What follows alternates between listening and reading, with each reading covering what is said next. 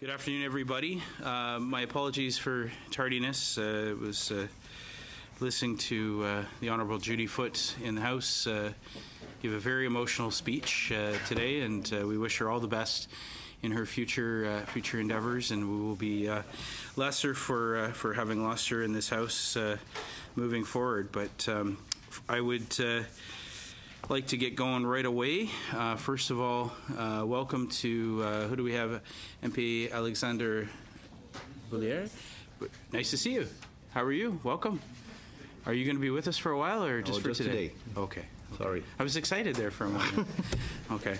Welcome and thank you, and happy to have you here. Pursuant to Standing Order 1082, and the motion adopted by the committee on Thursday, June 8th, 2017. The committee is meeting for a briefing session in relation to Report 5, Temporary Foreign Worker Program, Employment and Social Development Canada, of the Spring 2017 reports of the Auditor General of Canada. Text of the motion is adopted by the committee. That was first for me. Okay. And it is an honor and a privilege to have you here, sir. And I believe we're going to turn the floor over to you for the next 10? 7. 7? Or 10. We'll say 10. Take what time you need, sir. Thank you. Mr. Chair, thank you for this opportunity to present the results of our audit of the Temporary Foreign Worker Program, which is managed by Employment and Social Development Canada. Our audit report was tabled in Parliament in spring 2017. Joining me at the table is Glenn Wheeler, the principal who was responsible for the audit. Le Programme des Travailleurs Étrangers. The Temporary Foreign Worker Program is meant to help employers fill job vacancies when qualified Canadians are not available. Employment and Social Development Canada is supposed to make sure that employers use a program to respond only to real labor shortages. Our audit focused on whether the department managed the program to allow employers to hire foreign workers on a temporary basis to fill labor shortages only when qualified Canadians were not available.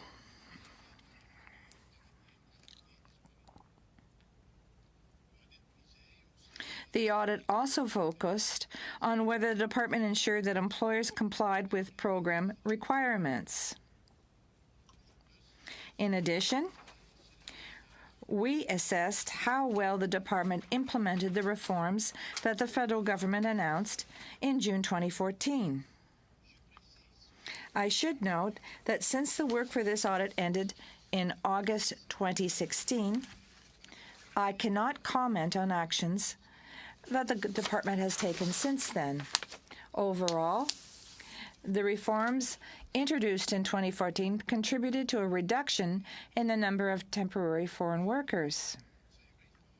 However, the department's implementation of these reforms did not ensure that employers hired temporary foreign workers only as a last resort. The department just took the word of employers that they could not find Canadian staff.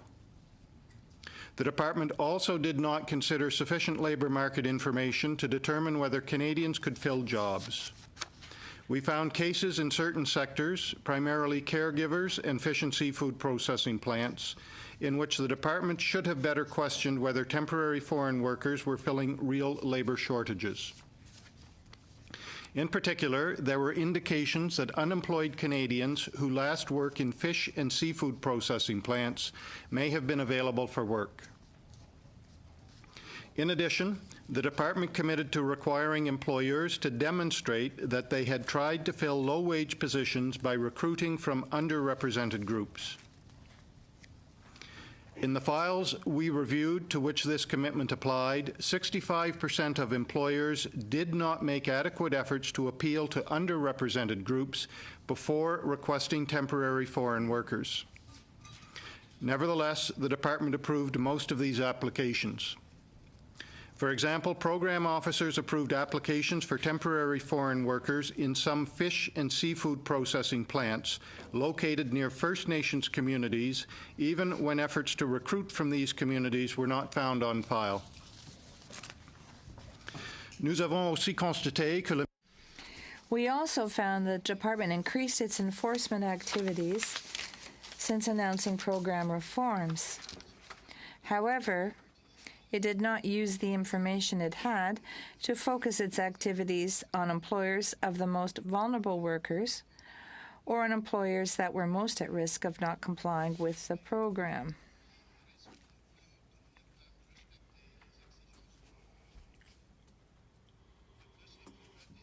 As well, most enforcement activities consisted of reviewing documents that employers were asked to provide to investigators by mail.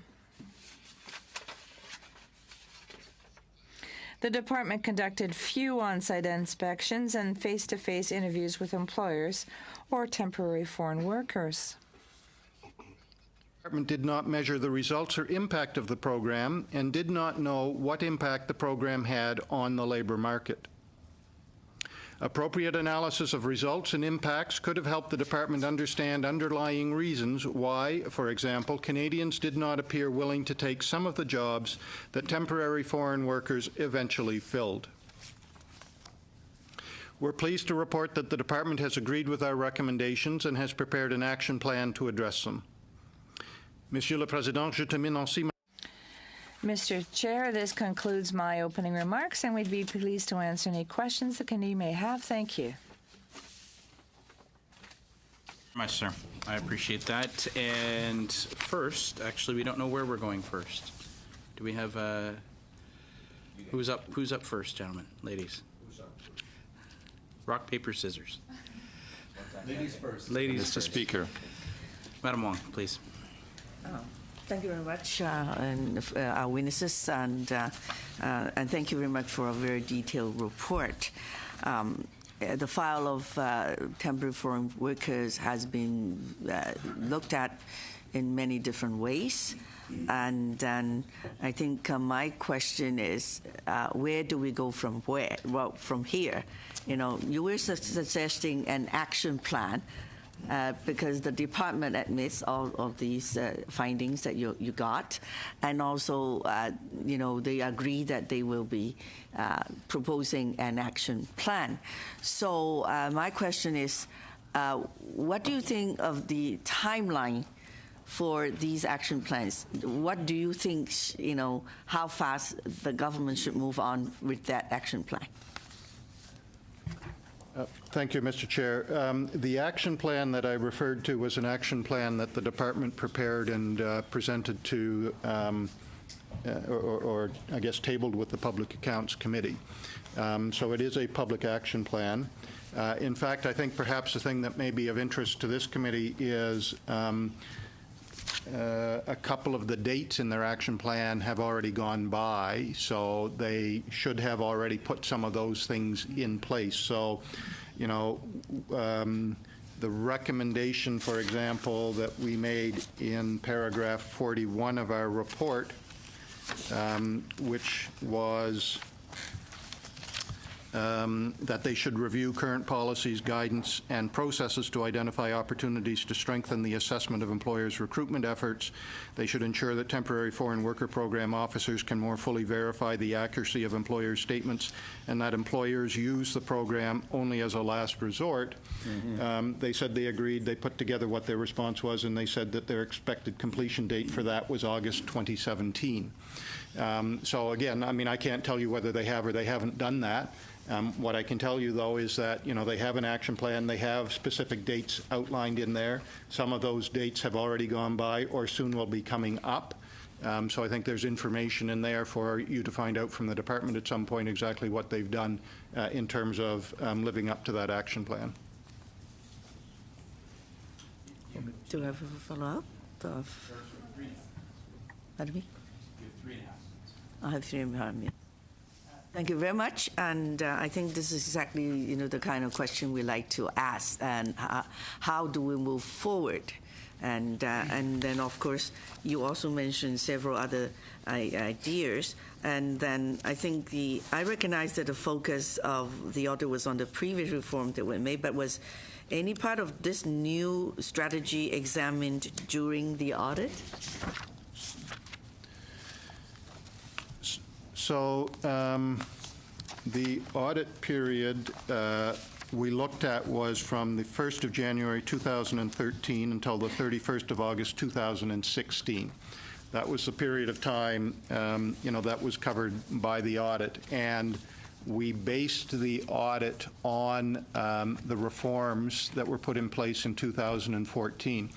I think perhaps it's also important for me to say that, when we do an audit, what we do is we go in to see, what the department themselves has said that they have to do, what procedures they have put in place, and then we audit to see whether they have lived up to those procedures. So we're not questioning, any of the aspects of the policy or the program as it existed at that time.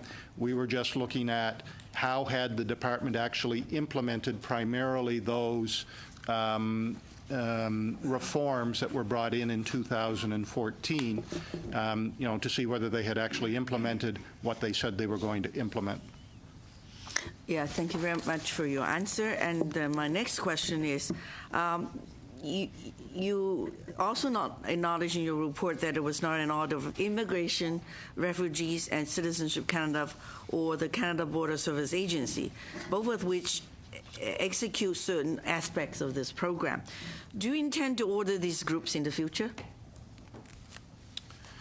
Well, Mr. Chair, certainly we've done a number of audits in those organizations, not on the temporary foreign worker program or their role in the temporary foreign worker program.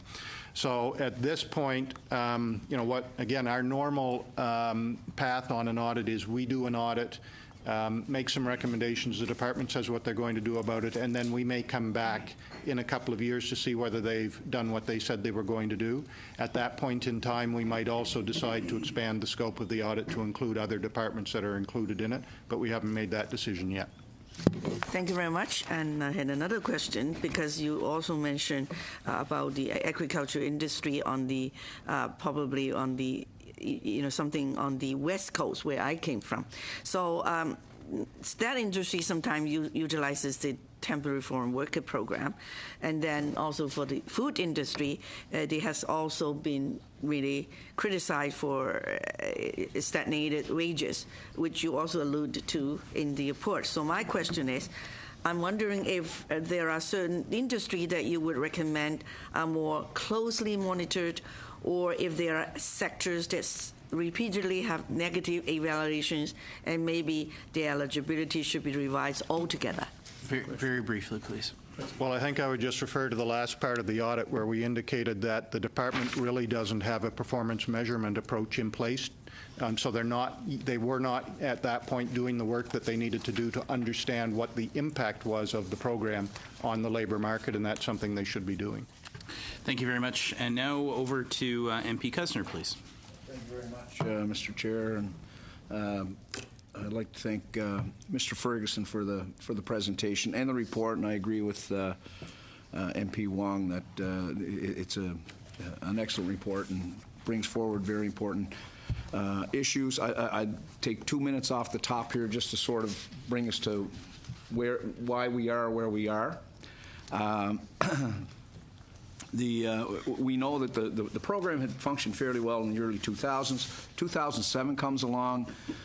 Diane Finley was the minister, and she pretty much took the shackles off the program. She the checks and balances on the program were really taken off in 2007. Her quote was, "We've expanded the temporary foreign workers program very significantly and very deliberately." And we know that between 2007 and 2012, there was a 63% increase in the number of temporary foreign workers in Canada, almost 500,000 temporary foreign workers in Canada. HD Minor, we're all aware of the HD Minor situation where a Chinese company was coming in, and one of the requirements to get work at the company was you had to speak Mandarin. Canadians started asking themselves, what's taking place here? At the time, in 2012, 2013, Jason Kenney took over the reins of the department, and he pretty much slammed it shut. He went from this end of the spectrum to that end of the spectrum. They said he pushed back the entire house just to tighten the clothesline. And so it really didn't serve Canadian business well, and I question whether it served Canadian workers well at all. We understood that there was a problem with the program. The NDP understood there was a problem with the program. I tabled myself as a critic at the time. I tabled myself a motion in the House to have a committee study it. And I know Mr. Boulerice voted in favor of that. I voted in favor of that. His colleague, Ginny Sims, she tabled a motion in the House to have the Auditor General engaged on the motion. That's back in April 2013. We had 2 motions here in committee. John McCallum, my former colleague, wrote a letter to the Auditor General asking the Auditor General to come in. So we've supported this, knowing that the problems existed with the temporary foreign worker program. So we are very happy to see you here today, very happy that you undertook the study and the findings for the study. We want to thank you for your work. We believe, as a government, we believe the guiding principles of a temporary foreign worker program should be, number 1, Canadians get first crack at jobs in this country. We believe that Canadian wages cannot be suppressed by a temporary foreign worker program. We believe that the rights and the safety of any guest workers are protected by this program. And we also believe that Canadian businesses still need access. If they're going to be competitive globally, they need access to a quality labor force. So that's the balancing act. It's a complex balancing act, but that's one that we believe this program has to deliver on. And I think some of the many of the recommendations that you come forward with, and may I give the committee a shout out as well, some of the recommendations that came forward from the study undertaken by the committee work toward that. Let me get to my question on wage suppression is central, and we can't have this as a part of a business plan to keep wages low. It's important that temporary foreign workers are our last resort, and that we're not having an impact on wage suppression. I want to ask you about the calculation for median wage. How can we improve the current system? Do you think that there's room for improvement in the current system, or should there be a different system with calculating wages? Is there enough around that issue?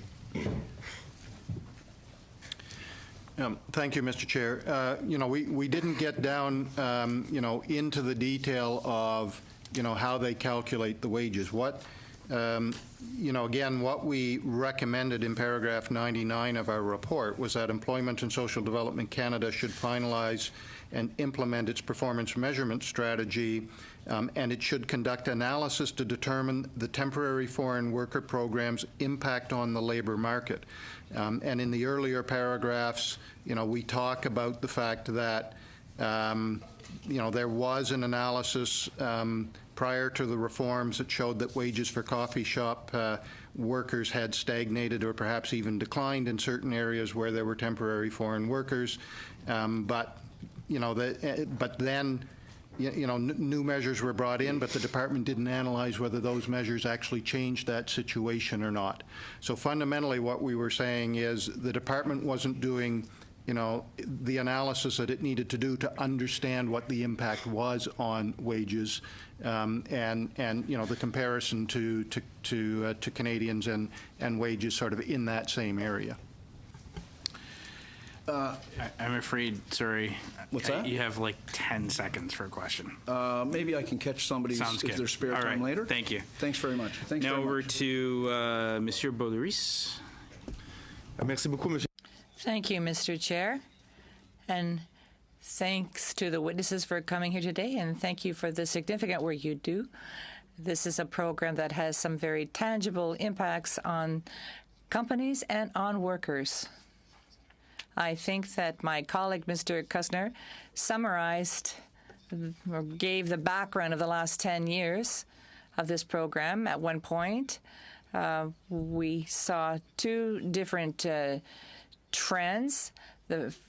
I apologize for the Anglicism, but we saw a time where there was rubber stamping of applications, and and that had an impact on Canadian and Quebec workers. We gave the observed example of the mine where speaking Mandarin was a requirement, but we also saw, and this really annoyed a lot of people, where we had temporary workers in banking services or in Tim Hortons. I don't understand, because the previous Prime Minister really liked Tim Hortons. I do understand that there are fewer temporary workers right now, but what you're saying still leaves me with some concerns. You said that there is no guarantee that the foreign worker is used as a last resort only. It's difficult to know whether there's a real labor shortage, and that there's no effort to recruit people from neighboring communities. I do understand that some businesses need this program, but our responsibility is to ensure that Canadians are put to work first and foremost. So what I'm gathering from all this is that the problem hasn't really been resolved. Mr. Chair, we reviewed the program from looking at the reforms and the new process involved.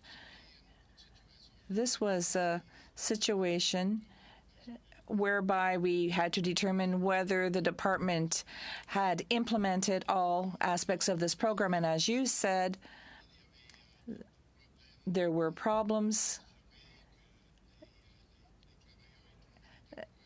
There was no effort made to make sure that these temporary workers were hired as a last resort. Also, we found that the department did not ask enough questions did not ask employers enough questions to determine whether, in fact, there was an actual labor shortage. And the department did not use the available information to determine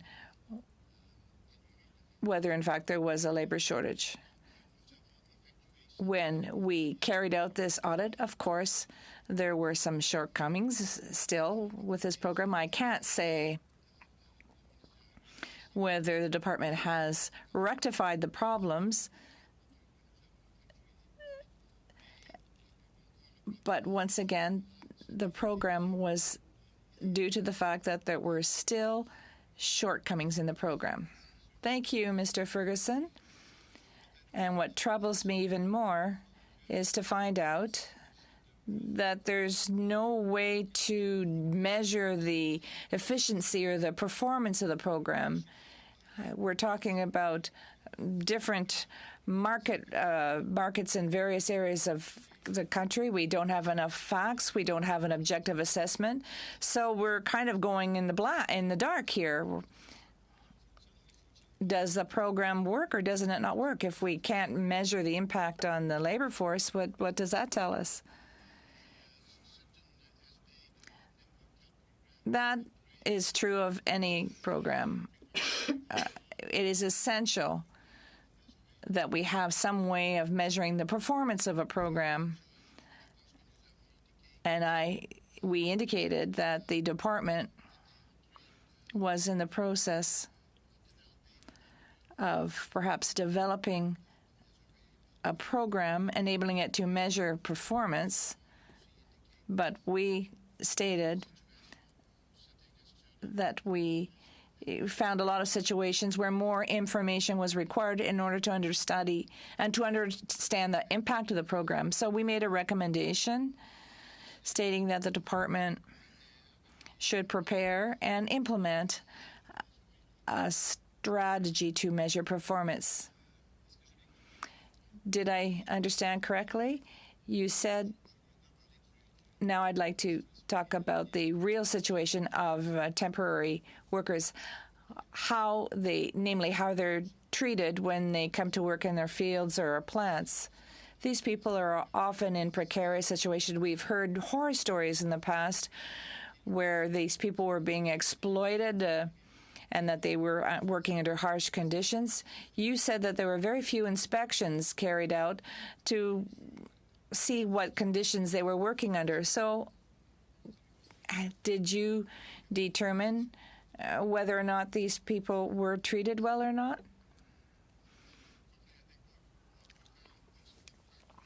In their inspections, they didn't talk to the temporary foreign workers to find out what their situation was. So they didn't do enough on-site inspections, and in those on-site inspections, they didn't do enough interviews with the temporary foreign workers themselves to find out what that situation was. Thank you, sir. Monsieur Robillard, 6 minutes, sir. Go ahead. Bonjour, monsieur. Good afternoon, Mr. Ferguson. Thank you very much for the work you do as the Auditor General of Canada, and welcome to our committee. But in order to enable the interpreters to do its job, I'm going to try to slow down the pace of my questions. Your report recommended that ESDC should cooperate with the provinces and territories to reach agreements on exchange of information and use information obtained in order to guide its activities in carrying out the law. Our government accepted this recommendation. These agreements are crucial for the general administration of the Temporary Foreign Workers Program and for the protection of vulnerable workers. I would like you to tell us about your analysis regarding the exchange of information and the protection of foreign temporary workers and vulnerable workers with respect to exchanges between Quebec and other provinces. The federal government, more specifically, are there any instances where the information is difficult to share because of language barriers between people working at the program or with the temporary workers? I'm asking this question because the last thing we want to see is a situation where there's a problem that lags on for such a reason.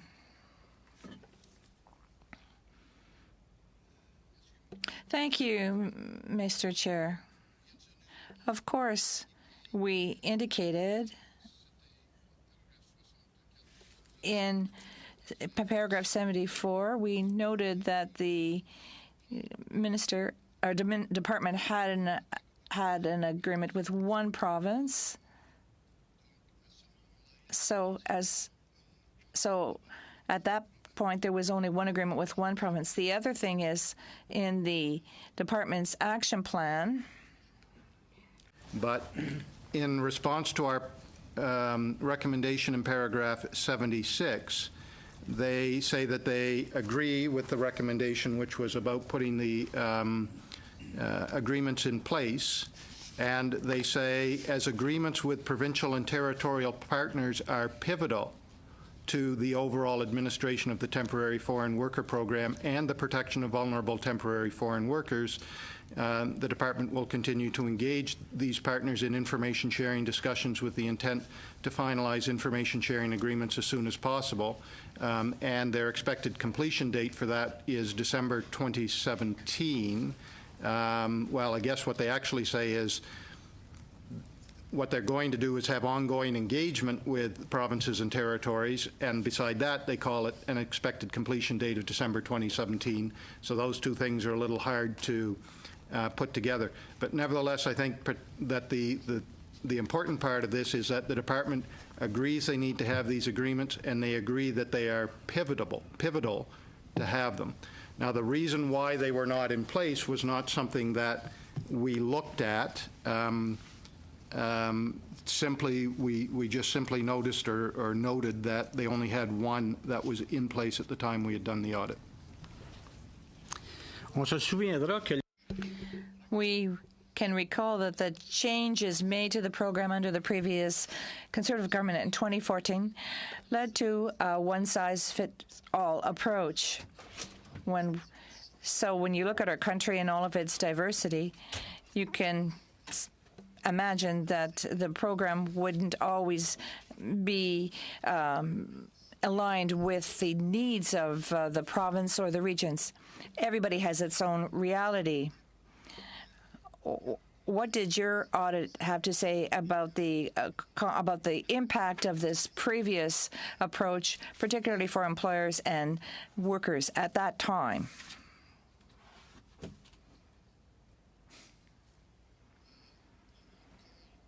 Once again, the audit looked at how the department implemented the program and its procedures.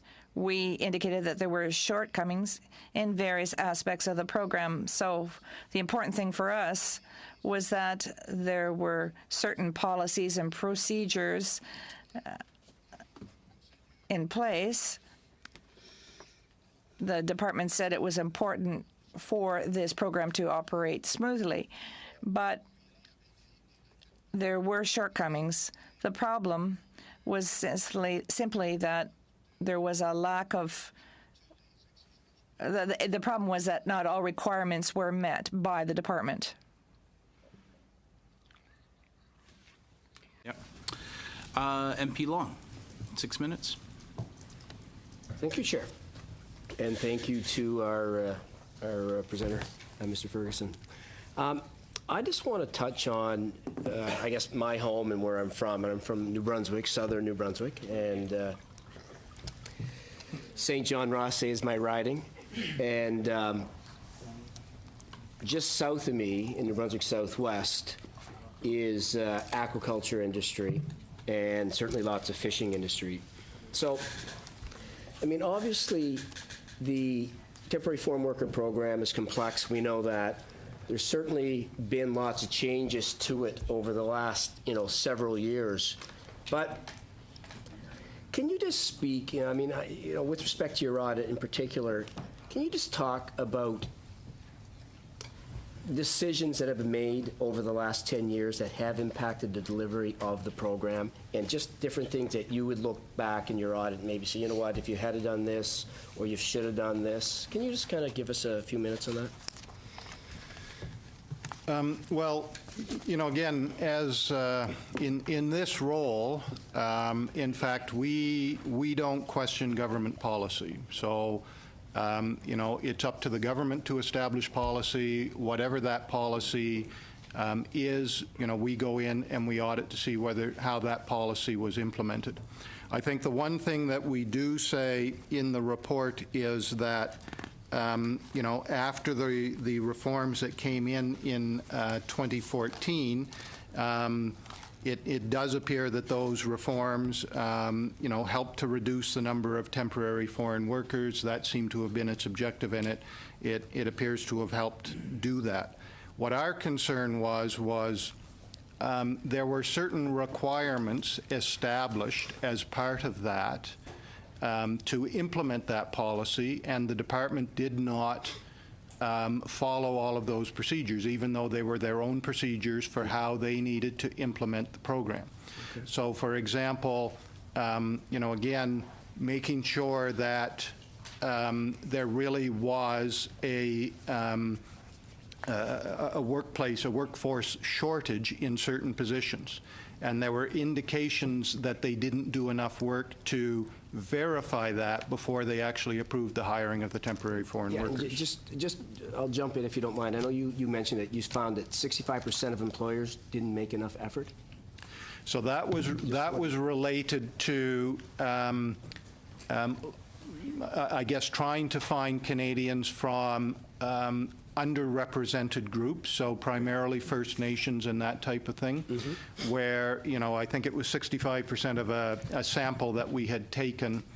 There was no indication that the employer had, in fact, tried to go to those underrepresented groups to try to see whether they could hire from them. And again, even though in the case of some fish plants, some of them were located close to some First Nations, there was no indication that the employers had actually tried to recruit on those First Nations. Okay, thank you. I'd like to just switch over a bit to the 4-in, 4-out part of the temporary foreign worker program that we dropped that, and obviously that was welcomed by many sectors, including agriculture, employees, farm groups. I think the 4-in, 4-out in my opinion, seemed it was an unnecessary burden on applicants and employers. Can you comment on the 4-in, 4-out program and just tell me what you found on that and just give me a few comments on that, please? It's actually not something that we addressed in the audit, so I'm actually not quite familiar with that terminology. So, are you? Perhaps I could just. Yeah. Sure. Mr. Speaker, to the extent we looked at reforms, we looked at the three of the key reforms for low-wage workers, allowing them to stay only 1 year as opposed to 2, which you speak to in 522, putting a cap on low-wage temporary foreign workers and individual companies, and then the move to require or to not process applications in areas where the unemployment rate was lower than 6%. So altogether, those factors had an impact in reducing the number of temporary foreign workers. But as we say in the report itself, it was not possible for us to determine to what extent any of the individual reform measures impacted on the reduction. And we did not look at the 4-in, 4-out because that was something that was a little bit longer term in nature when it came to the reforms. Okay. When we were in opposition, obviously we had major concerns, and I think that, if I do say so, I think your audit confirms a lot of those concerns. We've put forward recommendations. I think as a government, we've done really nothing but try to improve the program of temporary foreign workers. And I would say that, with respect, the Conservative government, we did very few on-site inspections. And I know we just talked about that. And I know Minister Haydu announced that, we're going to be moving towards a more strategic compliance by increasing the amount of on-site inspections to determine whether employers are in compliance with the program requirements and by prioritizing efforts in sectors that rely on most vulnerable workers, such as primary agriculture and caregivers. Can you explain if you think... Mr. Long, sorry. You're way over time already. Sorry. I'm going to have to come back to you. Okay. Sorry. I know. We're all on pins and needles. I know. Monsieur Blaney, you're up. Merci beaucoup, Monsieur le Président. Thank you, Mr. Chair. I really appreciated the 10-year background that was given. I think we should also consider the economic crisis that occurred. 2014, once the crisis was over, we had to ensure that we maintained jobs in Canada. And I would say that I'm happy that you're here, Mr. Auditor General. You're the watchdog for taxpayers, and you said that in 2014, the measures that we put in place worked. We did reduce the number of foreign workers, and this work is ongoing. That's a good piece of good news. We had a tremendous recovery, and we did this all without increasing the taxes of the middle class or corporations, and in dealing with the deficit. But that's not the purpose of today's presentation. My question pertains to the continuity. Our committee produced an excellent report with recommendations that were taken into account by the government. It would be interesting to know whether these measures led to tangible results. This afternoon, you said that in 2014, the problems that Mr. Boulris alluded to, did we ensure that we made efforts to recruit people, to ensure that Canadians were given jobs before foreign workers? Do we have any performance indicators on the impact of the program on the labor market and on salaries? And you also said that that the demonstration has not yet been shown that this is a program of last resort. So I go back to a question posed by my colleague, Mrs. Wong. How do you, as far as the Liberal Action Plan is concerned, you said that they had missed deadlines. What are the most important aspects of the program that we need to focus on as a committee to accompany the government to ensure that this is, in fact, an effective program? Mr. Chair, that when I referred to the dates in the action plan, the department has prepared an action plan for each of our recommendations. They said what they're going to do for each of our recommendations, and they have put a date when they would do it by. Some of those dates have gone by, but I don't know whether they have done them or not, right? Okay. Because we haven't gone in to audit them. So I don't want to leave the impression that I'm saying that the department has not done those things. Okay. They have an action plan. They've put in some dates. Some of those dates are in the past. Some of those dates are coming up. So I think my point was that that would be perhaps something that this committee could consider, exploring with the department. What have they done? Are they still on track? Have they met those deadlines? So, again, our role is, we make the recommendations. We find the issues in the course of an audit. We make the recommendations, and then the department will provide an action plan against that. So the first thing that we do is we get the departments to actually agree that, yes, they need to do something and they need to put the recommendations in place, and that's a good step. I think, our recommendations, some of our recommendations certainly are very consistent with what the committee has said. But we don't really know, what effect those are going to have until we would do another audit, another follow-up audit. So, we're not going to try and say whether, how effective all of those are going to be. What we know is that the department has laid out, a plan. I think our audit can be used to sort of assess whether they are staying on track with that plan, so that they should be able to indicate whether there are actual improvements being made because of the steps that they are taking. But I think sort of their action plan would really be the focal point for understanding, what are they doing, what do they have to do, and is it being successful? Yeah. No, following the report of this committee, many recommendations were endorsed by the government, which led to this action plan. Now what you're saying is we need to see the result. There's a roadmap. Is the government, because they've been there for 2 years now, and are they following this action plan? My question is, what are the most critical element of this action plan in your view, so that we ensure that this program, the temporary foreign worker program, is efficient, is working, and is delivering for Canadians? Well, again, in the course of our audit, we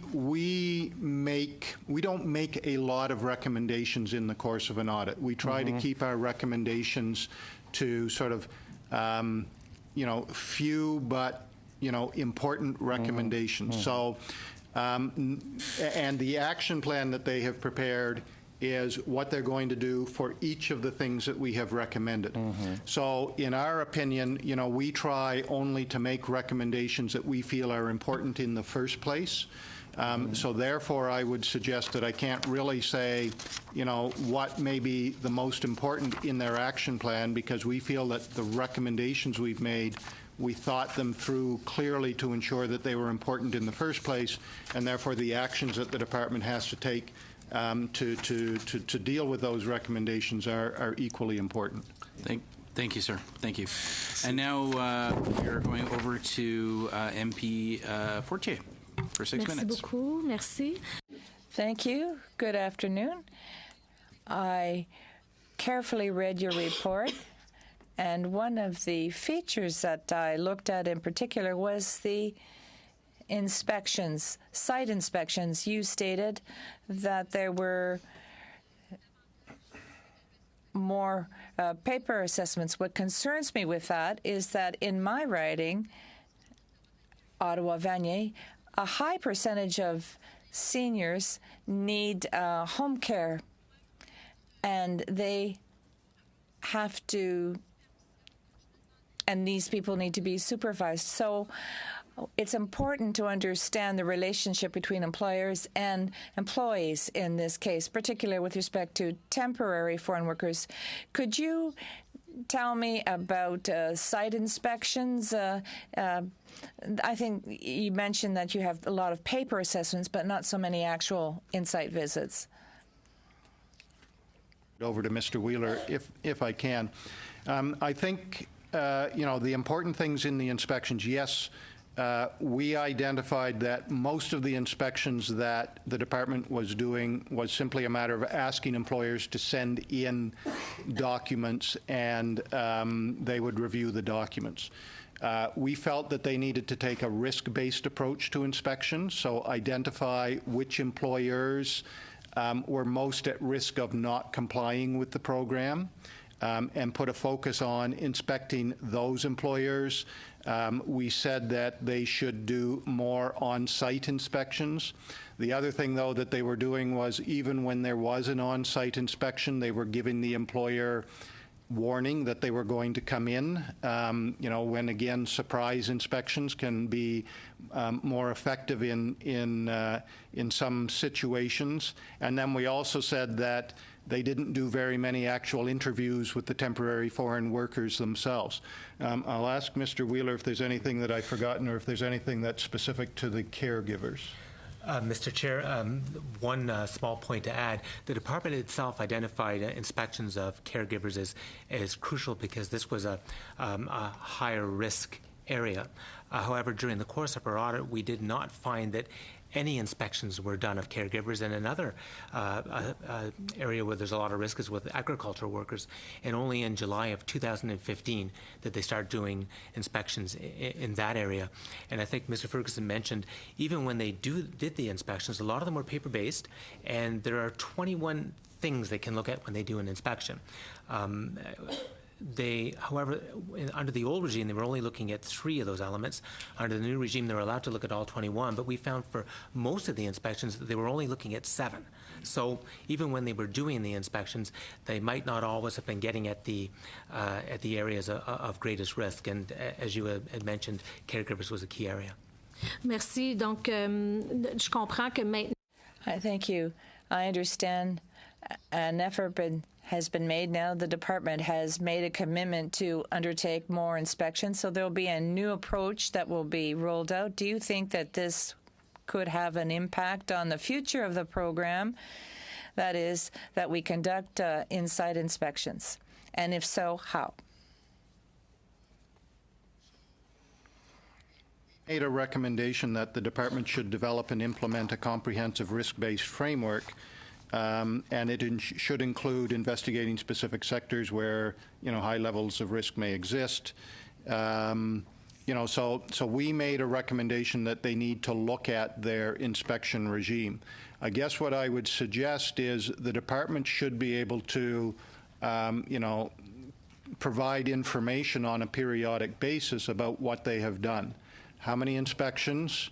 How many of them were on-site inspections? How many of those on-site inspections were, sort of on a surprise basis?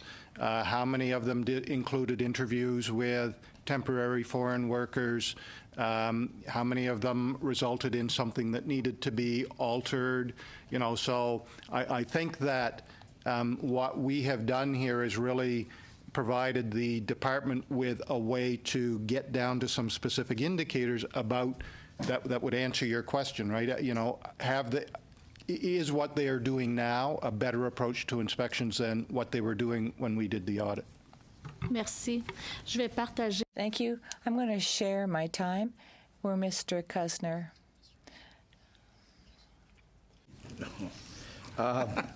Very generous. First off, thanks very much for reaffirming that the government missed no deadlines, that they have an action plan, that they're working on the action plan. I appreciate that.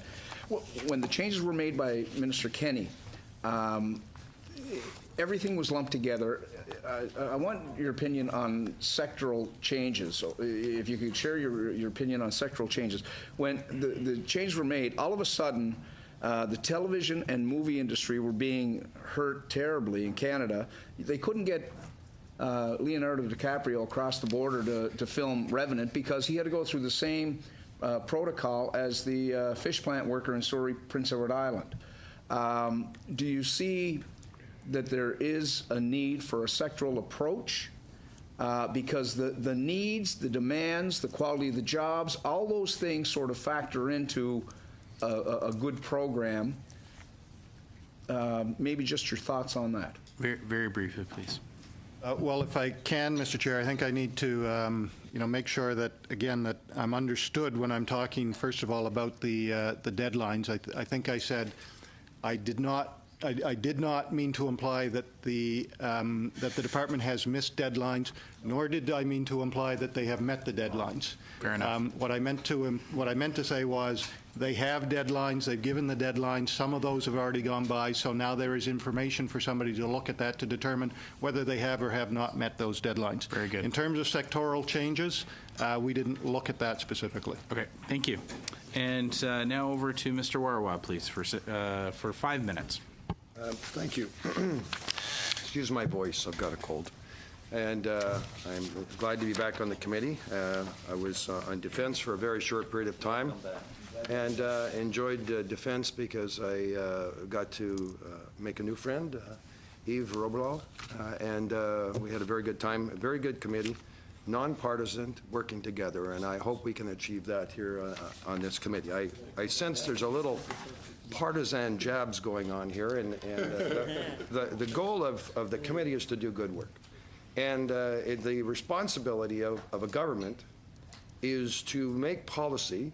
The department, the responsibility of the department is carry out that policy, and the responsibility of the audit today is to determine if the policy is being carried out, if the department's doing what they're supposed to do. So my first question is, the audit period covered January of 2000, beginning of January 2013 to August the 31st, 2016.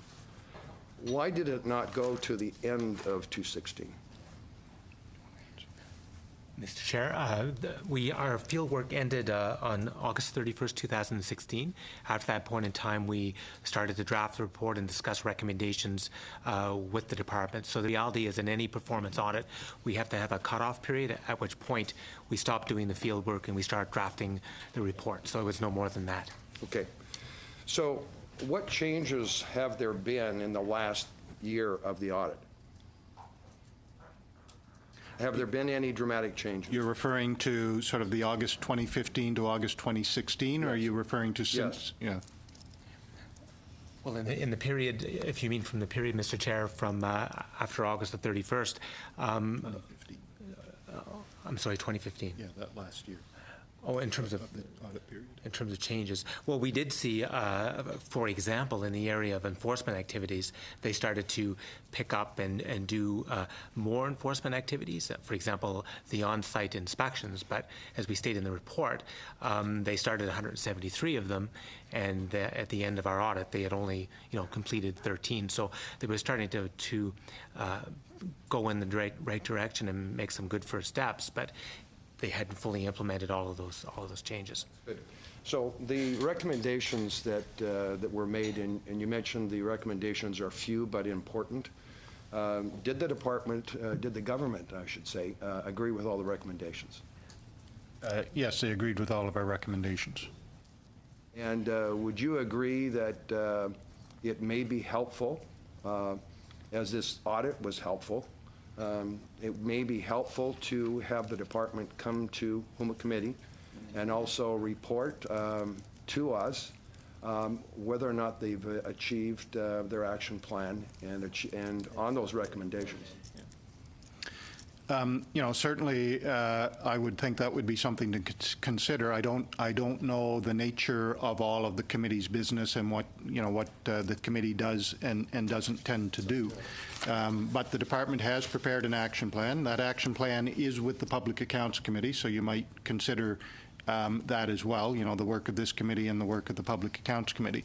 But I think any, involvement of parliamentary committees to make sure that the departments are implementing what they say they're going to implement to deal with our recommendations, I think is a very important way of making sure that those changes are made to improve the program. So, again, I think there would be a lot of things that this committee would need to consider in terms of whether they are going to call the department to do that, but I think it is something that the committee should consider.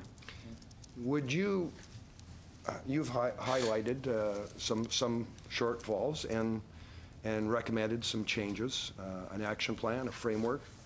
And I believe that's helpful. I think most members of this committee have found it very helpful to identify where we need to do better.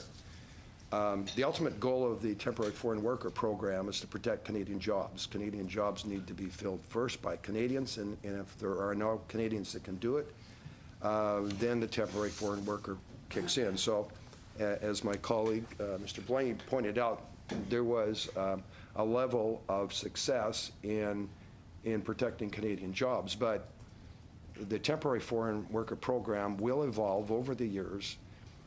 There's recommendations, there's an action plan, but would it maybe be helpful to have another audit, maybe in another 5 or 10 years, to see if there's additional changes and accountability that needs to be implemented?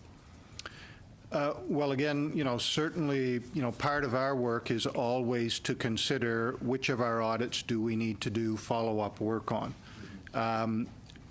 Now, again, I think that the department should be able to use what we have done here to create perhaps some indicators that would show whether they are making progress or not on improving the program. But certainly, we will look at what the department does. We'll take that into consideration over the next few years, and we will decide ourselves whether to go back in and do another audit. Perhaps the department will do an audit through their internal audit shop, but certainly I think this is a complex program. It is a difficult program. It has a lot of competing objectives.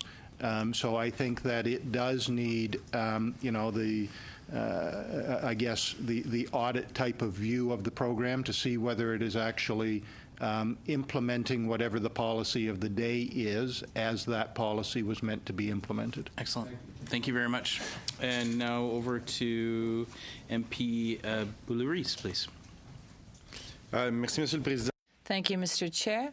I have 3 minutes, correct? Good.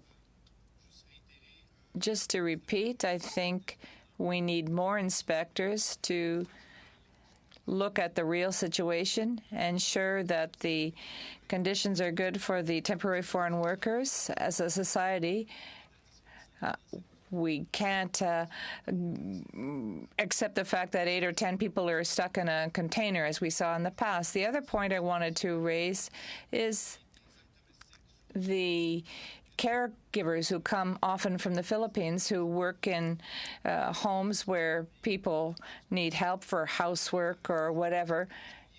This is a special type of program.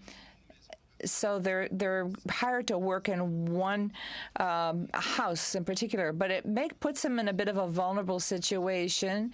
They're open to harassment, threats, and if they leave the situation, they get sent back home and loss of revenue. And here I'm talking about the resident caregiver program, of course. Did you look at that at all? Did you detect any problems in the study or the audit that you did with respect to the caregiver program? Program changed in its nature midway through the audit. So at one point, the department or the government made a decision that caregivers did not have to live in. But the larger point is that we did find that the department did not do inspections of employers of caregivers, and they were identified by the department itself as a high-risk area. And perhaps one other note to add, we do make a note later on in the report that a risk was identified that perhaps this program this stream was being used as a family reunification mechanism sometimes as much as for providing caregiver services, and the department didn't do any analysis to identify the extent of that problem and whether there had to be any changes made to the program to ensure that it was being administered as it was intended to, and perhaps to minimize any chance of abuse. 30 seconds, sir. Dans l'autre spectre, people who come here, well, there are a lot of employers in Montreal who are in the video entertainment business that want to get talent generally they're quick to get down. They have to do it urgently. Do you think that this program will ensure that they're able to get the person they need to get the job done? That for us, what we do is we look at how the program is implemented, right? So if the program is implemented in a way to say, one of the goals is to bring people in quickly, then the department needs to put in place how they're going to actually achieve that objective, and we would audit to see whether they are doing that. So, whatever it is they say they need to do, one of those things might be timeliness to process a claim quickly. Then they have to be able to say, well, okay, how do we then balance off the need to bring somebody in quickly with the need to make sure that the employer has done what it needs to do to see whether there's a Canadian available for the job, and we would look to see what policies they put in place to do that, and then we would audit whether they're following those. Thank you very much, sir. Now over to MP Blaney. I will share my time with Ms. Wong, and Ms. Wong will start. Thank you, Mr. Chair, and I'd like to thank Ms. Foncier, mentioning about caregivers, because with an aging population, caring for seniors is so important. And probably she brought up two areas. One is the seniors' homes, and I believe that senior homes actually do not employ a lot of foreign workers. It is the family which actually has a lot of family caregivers. And Mr. Ferguson, you did mention that there had been some reforms require, for example, reducing or actually taking away the live-in element, because we did. As we were in government, we did talk to these caregivers. I was with Mr. Kenny when we met a whole group of caregivers who told us about their concern. Therefore, we put together the reform. Now, so again, for family caregivers, we wanted to ask you your opinion whether that number of family caregivers actually should be reduced with an aging population. Well, that's not something that I can comment on. That's something that, the department, in compliance, I guess, sort of with the policy, needs to determine, what the numbers are. I guess, the only thing I would comment on is that we said that the department should make use of the information that it has available, the labor market information, to understand where the labor shortages are, to understand where sort of in the economy, it is needed to bring in the temporary foreign workers. So, I wouldn't make a comment on what the right number is.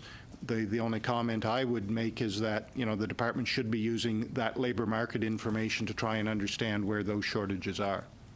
And in fact, that number of family caregivers, the quota has been reduced by half. So, as the Shadow Minister for Senior, I do have a concern, and I'm hoping that, when we bring the department in, that they will really have a very in-depth kind of evaluation of the market needs, that with an aging population, we probably, and for the fact that there are not many people in our existing labor force who are actually able to do a lot of family caregiving. And that acts more burden to unpaid family members who are doing all the caring. They are going to work. They have to cut their number of hours, and in order that they have to look after their parents or grandparents. So I think it's, as you said, this is a very complex program, and I'm hoping that down the road we will be able to look at all these issues. So, do you agree that this is the kind of things we should look at? Well, again, the recommendation that we made was for the department to use the information available, use the labor market information. In fact, I think the department also had started to work with Statistics Canada to get a new survey in place to gather additional information about the labor market, and not just sort of in the one area, but across, multiple different types of employers. So having all of that information, again, I think is very important to this type of program, so that they know where are the shortages, where are they geographically, what types of jobs are they, what Canadians might be available. Having all of that information, I think, is the basis of what they need in order to properly design the program and establish whatever, numbers for each sector that they feel are appropriate. Okay. Thank you very much. Thank you. Merci. Thank you. The exchange that we've had this afternoon point to the fact that we need to follow up on the program with the government. You mentioned, of course, that further to your report, that the department had come up with an action plan. Can you give me the date of this action plan? When was it to be implemented? The exact date of the action plan, Okay. but what I can say is, we released the report in spring, so that was in May, and May the 2017. and the department would have been asked by the Public Accounts Committee to prepare an action plan sort of shortly after that. So, it was probably sometime late spring. Ouais, ça, donc, au printemps, donc ça fait environ. So the spring. So we're going to give the department the opportunity to do this, because there were some various interesting measures announced by the minister in April, namely putting an end to the 4 years, the accumulated 4 years.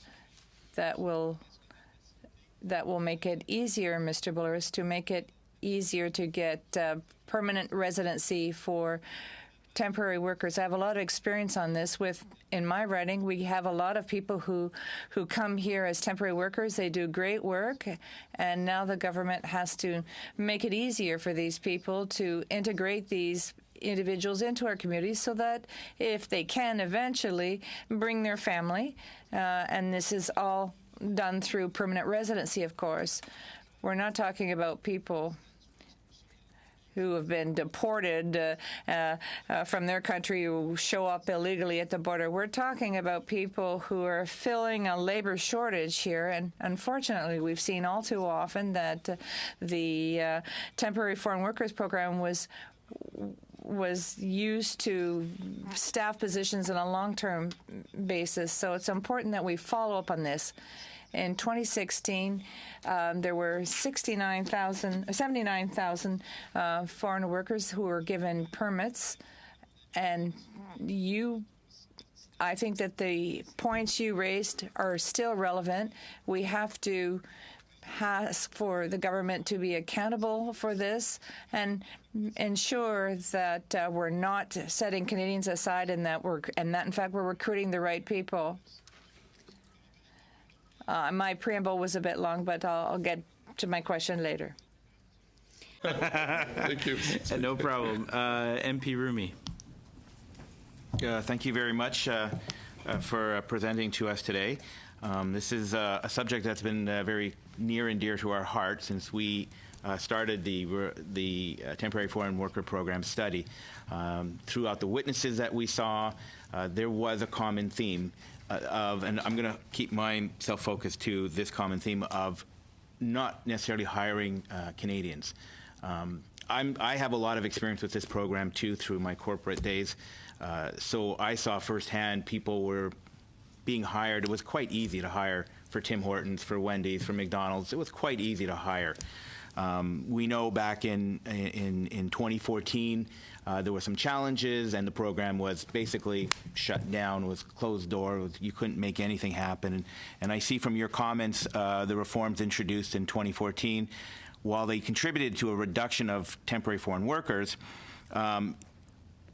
the reasons are what's telling for me.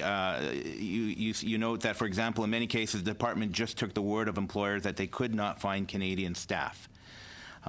It was fairly easy to get people on board. We filed ours we finished our report, and then we filed it. The report was tabled in the House September 19th, 2016. And I'll just tell you a little quick story of about 2 months ago in my riding, one of our local restaurants, the Thai restaurant, had applied for a temporary foreign worker program, and he was denied. And when he came to us, and so I actually looked at it because I was curious, because this is something that we had taken care of.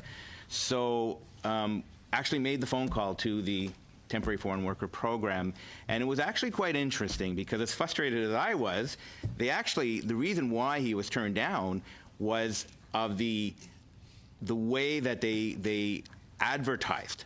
They had said, no, it was too tough, that it should be easier for Canadians to apply. You were targeting this, saying only to find somebody in Thailand to cook for you. In fact, and I don't know how they got this information, we know that somebody applied who was a culinary graduate in the area that applied, and you turned them down. That to me was very telling. And when I look at your comments from the program from before and my experiences, so I'm curious to know the fact that we agreed, we have the same recommendations. When you look at that, and you talk about the quality assurance framework, what should that look like? Do you have an idea? Can you tell us what that should look like? Well, I guess, in broad strokes, a quality assurance framework can look sort of very similar to an audit, really, right? So what we did in terms of looking at how the department assessed the claims or the applications was we looked to see whether they had done enough work to determine whether there would have been a Canadian available. In some cases they would have done enough, and in other cases there were indications that they did not. So a quality assurance framework would make sure that that in every case that those assessments were being done according to the policies. They were looking at the things that they should be looking at. And with a quality assurance framework, you would have that assurance that each case was being handled the same way. Each case was being handled the way that it should be, that the people looking at the applications were properly trained so that they knew what they had to do, that they would follow the procedures and make sure the procedures were done, and that would be consistent across the country. Those would be the types of things that a quality assurance framework would bring up or would give the organization assurance of, so that when we come along later on, or somebody comes along later on and does an audit, you don't find that in some cases, yes, they questioned whether the advertisement was focused in on one person, and then in other cases they really just took the word of the employer. I think we have one example here of somebody looking for a caregiver. And the reason that in paragraph 35, the reason that they gave in the application for not recruiting a Canadian was that the employer was looking for someone who is trustworthy and with the ability to work without supervision. And apparently there were no Canadians that met those criteria, and the department didn't question that. Exactly. Less than a minute. Okay. Well, then I guess for us the important thing is we want to see, as we move forward, how our recommendations, which match a lot of your recommendations that we all worked on with our committee here, all sides worked on, we want to be able to understand that when and if you do another study, how you will be able to, will you still take the same approach or will you improve the way that you do your own audit to try to get down into the details? Well, each time we do an audit, what we do is we try to determine where do we think there's the most chance that something may not be working the way that it should be working, so that we can try and focus in on the areas that need to be improved. When we do an audit, we always take into account recommendations that have come from others as well, right? So, I mean, if we were going to do an audit sometime in the future of this program, we would take into account the recommendations of this committee, recommendations perhaps, coming in from any other type of study of the program. We'd look at the recommendations that we had made. We'd try and identify where we thought there were the most problems. We'd look at what the department has put together in terms of information showing what they're doing. We would go to their quality assurance program if they have one in place, and what results is that showing. And we'd use all of that information to decide what things we would want to focus on at that time in doing a follow-up of the same program. Thank you very much. And now over to MP Boulouris.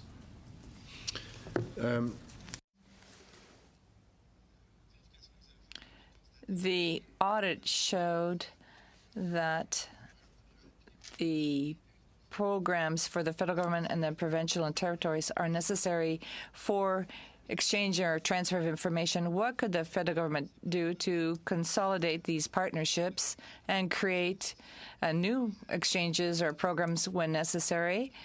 Has the department made any commitments with respect to the transfer of information between the federal, provincial, and territorial governments? Yeah. So our recommendation in that area, just a second. Yeah, okay. So the observation was that, the department had committed to working with the provinces and territories. Actually, at the time of the audit, they had made that commitment to work with them to establish agreements by December 2014. And it was primarily to get information about any employers perhaps that may have violated provincial or territorial labor laws or health and safety standards. So a way to get information from the provinces or territories about any employers that might be employing temporary foreign workers where those employers already have a record of perhaps not respecting labor laws. So for what they should do, I mean, again, they need to work with the provinces and the territories to try to get some agreement in place to get access to that information, because that information would help them understand which employers are most at risk, so that can help them with their inspection program, to focus in on employers that need the most, I guess, encouragement to make sure that they're living by the requirements of the program. Okay. En ce qui concerne le With respect to the process for non-compliance, in your opinion, what measures could be implemented to ensure that this process be more quickly, and that would simplify the life for a lot of people? We did find that there were 40 files with a recommended finding of non-compliance against the employer. So at the time that we had done the audit, there were 40 files where the department's own work indicated that the employer had not complied with the program. But to get to the final approval, the final decision of saying, yes, this employer was not compliant, was taking too long. So some of these files had been approved, for example, in regional offices in January of 2016, and by August of 2016, they still hadn't made all of their way through the system. Again, I think the first thing is just having an indicator in place, okay? So if there is a recommendation of non-compliance, then they should be tracking that to determine how long does it take to get to a final decision. And I think just having that type of an indicator would probably help to speed up the process, because they would see for themselves that it was taking too long. Again, they have, so our recommendation on this was paragraph 87, that they should explore options to streamline and speed up its process. They agreed. They have a response And what they say is more timely decisions on inspections for the temporary foreign worker program employers, and they would have that done by June of 2017. So presumably they should already have something in place to help them understand whether they are being more timely on this item. Merci. Il y a un programme. Thank you.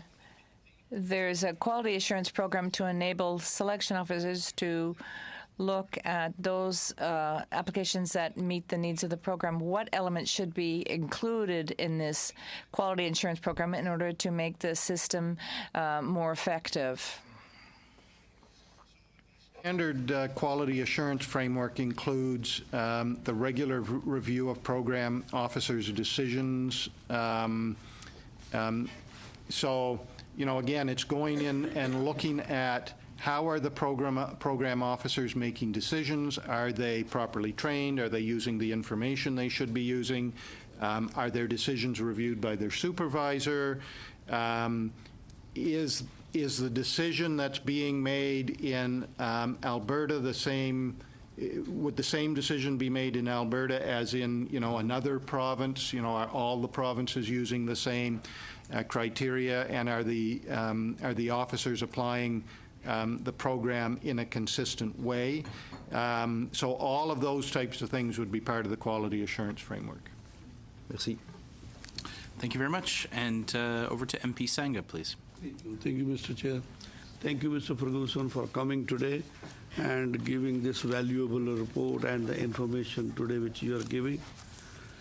So, generally, departments should have used the better questions for filling, whether to see that they are filling the temporary foreign workers shortage of certain primary class of people, those who reflect that the actual requirement of the labor market is being met. And also we see that we want the Canadians to be hired first before hiring the temporary foreign workers.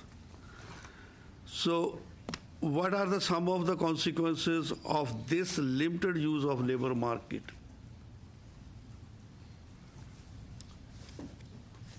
Well, I think, again, in terms of the effect of the program on the labor market, we're really saying that the department needs to do that analysis to understand, what is the impact on the labor market? How does this program affect the labor market? How does it affect the ability of Canadians to fill jobs, and how does it affect the wage rates? So that's something that we were recommending that the department needed to make sure was part of their analysis of how the program was operating. Do you suggest that some certain data regarding relevant insurance data, employment data, or labor market information, they are very important to see that the temporary foreign workers are being hired properly? So we looked at the type of information that the department was using to determine what the labor market situation was. We found that within the department they had put together, I guess, let's say, a protocol for sharing information that existed in the department, so employment insurance information or record of employment information. But even though they had agreed what type of, for example, employment insurance information could be shared to determine whether there was really a labor shortage, we found that they actually were not using the employment insurance data. The program officers weren't using the employment insurance data to make their assessments of applications. Also, a record of employment is a record of, how many weeks, let's say, that a person worked over the past year. But the program officers were only allowed to have access to 90 days of the information on the record of employment. So because they didn't have the EI data and they didn't have the complete picture of the record of employment data, they really didn't have a good picture of, whether there were Canadians that had been laid off, that were collecting employment insurance, and had the skill set to fill the jobs. We need to agree that why we need audit to do the auditing in such a situation, because department was not using the policies which they were required to use it, and government has tried to fix those at this stage. We have already given the report. Committee has given the report.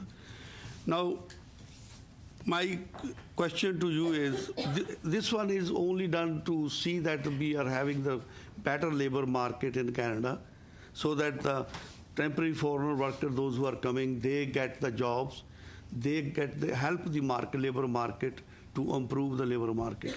So now my question is, in your opinion, to what extent do you recent reforms which you address are up to some effect? They are just identify them, that how they are effective in the total labor market. Well, the audit primarily looked at the reforms that were brought in 2014. So we haven't looked at any changes to the program that have happened since then. And again, I think in terms of how the 2014 changes were put in place, as I said before, I think we found a number of weaknesses, that the department wasn't actually doing what it said it needed to do to implement those policies. So I think one thing that would be very important is, given that they had policy changes that were brought in 2014, and there were some weaknesses with how they implemented those policies. I think they need to be able to demonstrate that, any future or any policy changes made after that date, how are they making sure that those are properly implemented, given that they had this track record of, not necessarily implementing everything that they said they were going to implement in the past. Okay. Thank you. Thank you. Sorry. Maybe Mr. Robillard might share some time, but it is his 6 minutes. Go ahead, sir. Thank you, Mark. Merci, Marge. Le Québec compte parmi les 4 provinces employées. Quebec is one of the 4 employees who hire the highest paid workers under this foreign worker program. Montreal is a key player for digital companies and international artificial intelligence, and we need to hire people based on their talent. What do your analysts, or what does your analysis conclude? Is this because of a lack of training or a lack of mobility of Canadian workers? We didn't get down into that level of detail, but I think, what we were talking about in the report was, again, the need for the department to have labor market information so that they understood where are those shortages, workplace or workforce shortages, and what is the reason for them, and what can be done about them. So all of that labor market information, we didn't get down into sort of the specifics of the reasons. I think what we were saying was that's more the type of information that the department should have, so that they understand why are there shortages in certain types of jobs in certain places. I have more time? Okay. La recommandation. Recommendation 5.83 says that ESDC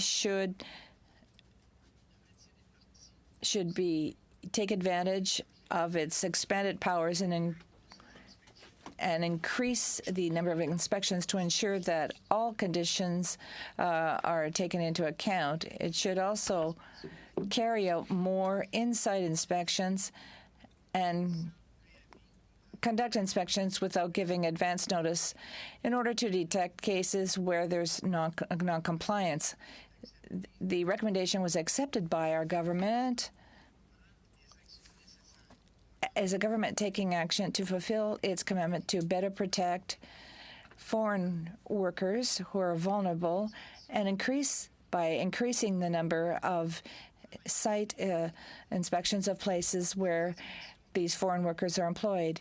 These inspections have to be prioritized based on those sectors that are most at risk. We know that the agricultural sector hires a lot of foreign temporary workers, particularly in Quebec. Your audit, which began raised the types of shortcomings and inspections at the workplace in the agricultural sector.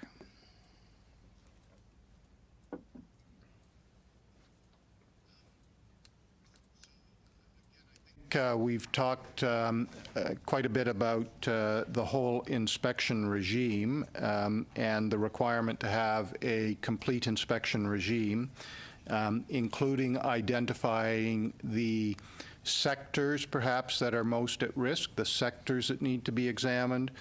Within those sectors, are there certain employers that need to be, that should be considered perhaps more at risk and need to be examined? They need to use methods other than just desk inspections. They need to use on-site inspections. They need to make sure that they are doing interviews of the temporary foreign workers. They need to consider doing more sort of unannounced inspections. So, all of those types of parts of the inspection regime I think are important, and they need to be able to do that on the basis of identifying, which sectors need to have those inspections and which employers within those sectors need to have the inspections. Good. We have another minute and a half, yeah? Dans le même ordre d'idée.